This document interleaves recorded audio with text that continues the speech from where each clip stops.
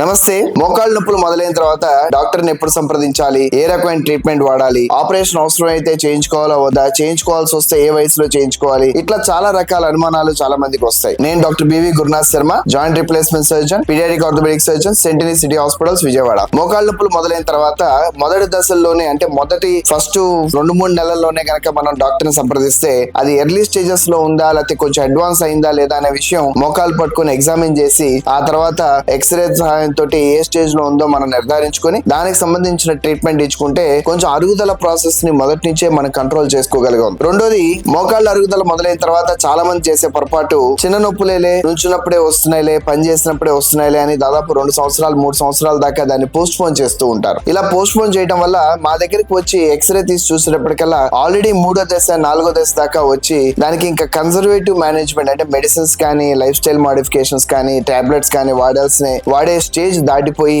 కేవలం ఆపరేషన్ మాత్రమే వాళ్ళకి సజెస్ట్ చేసే పరిస్థితిలోకి మమ్మల్ని తీసుకొస్తారు. మోకాళ్ళ అరుగుదల ఉన్న వాళ్ళందరూ కూడా ఫస్ట్ స్టేజ్ లోనే అంటే మోకాళ్ళ నొప్పులు మోకాలికి లోపల భాగంలో మొదలవుతాయి. ఆ టైంలోనే డాక్టర్ని సంప్రదించి తగిన ట్రీట్మెంట్ తీసుకుంటే మంచిది. Thank you.